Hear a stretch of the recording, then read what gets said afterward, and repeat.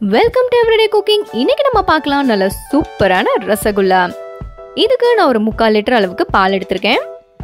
இதை நம்ம திரிக்கணும். ஸோ 2 இல்லைனா 3 டேபிள் ஸ்பூன் அளவுக்கு லெமன் ஜூஸ் நல்லா பால் கொதி வந்ததும் ஊற்றுங்க. இப்போ இது திரிய ஆரம்பிக்கும்.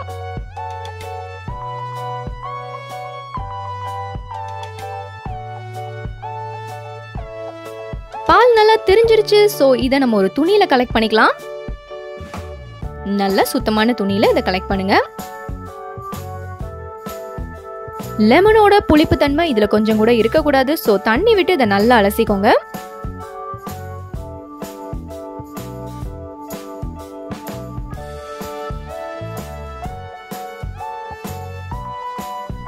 இது தண்ணி விட்டு நல்லா சூப்பரா அலசியாச்சு. இப்ப நல்லா இருக்க கட்டி ஒரு அரை மணி நேரம் இதை தொங்க விடுங்க. தண்ணி எல்லாம் வடியட்டும்.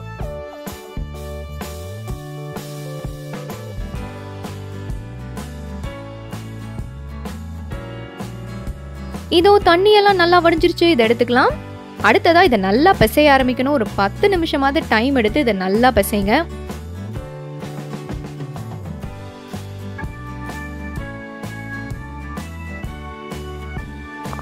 இதை நீங்க எவ்வளவு தூரம் நல்லா பிசைறீங்களோ அவ்வளோ தூரம் உங்க ரசகுல்லா நல்லா இருக்கும். அண்ட் இது சப்பாத்தி மாவு மாதிரி எல்லாம் சேர்ந்து வரணும். அது வரைக்கும் இதை நல்லா அழுத்தம் கொடுத்து பிசைங்க.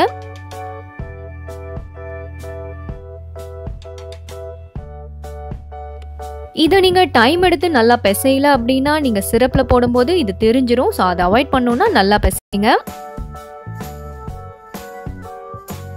நல்லா அழுத்தம் கொடுத்து பிசைங்க. இது ஓரளவுக்கு நல்லா சேர்ந்து வந்துருச்சு.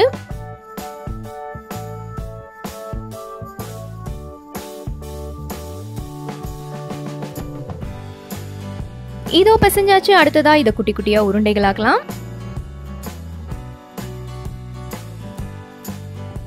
உங்களுக்கு பெரிய சைஸ் ரசகுல்லா வேணும்னா கொஞ்சம் பெரிய சைஸ் உருண்டைகளாக்குங்க. நான் ஈஸியா சாப்பிடணுங்கிறதுக்காக இது குட்டி குட்டி உருண்டைகளா தான் எப்பயுமே போடுவேன்.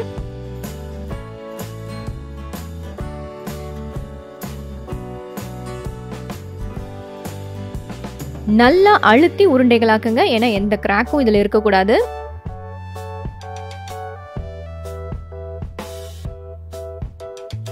இதோ உருண்டைகள்லாம் சூப்பரா ரெடி ஆயிடுச்சு. அடுத்த சிரப் ரெடி பண்ணிக்கலாம். 1 கப் அளவுக்கு சுகர் எடுத்துக்கலாம். 1 கப் சர்க்கரைனா 2 கப் தண்ணி.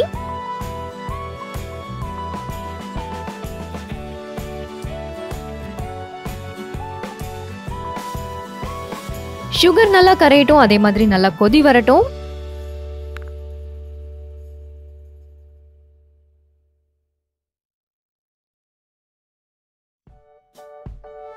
இதுக்கு பதம் எதுவும் கிடையாது. நல்லா தலை தலைன்னு கொதிக்க ஆரம்பிச்சதும் அந்த பால்ஸ் எல்லாம் மெதுவா இதுல டிராப் பண்ணுங்க.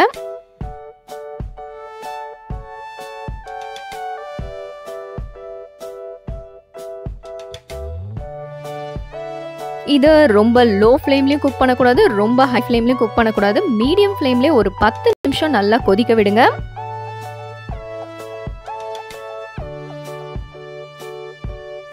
பத்து நிமிஷத்துக்கு அப்புறம் நீங்க போட்ட சைஸ்ல இருந்து இது கொஞ்சம் அதிகமா இருக்கும். அண்ட் ரசமலாய் அளவுக்கு நீங்க இதை டபுள் ஆக்கணும்னு அவசியம் கிடையாது. 10 நிமிஷத்துக்கு அப்புறம் இதை வெளியே எடுத்துடலாம். இதை ஒரு நாள் ஃபுல்லா நான் ரெஃப்ரிஜரேட் பண்ணிருக்கேன். அண்ட் ஃப்ரிட்ஜ்ல வச்சிருந்தீங்கன்னா கடையில கிடைக்கிற மாதிரி நல்லா பளபளன்னு உங்க ரசகுல்லா இருக்கும். அதே மாதிரி கொஞ்சம் திக்காவும் ஆகும்.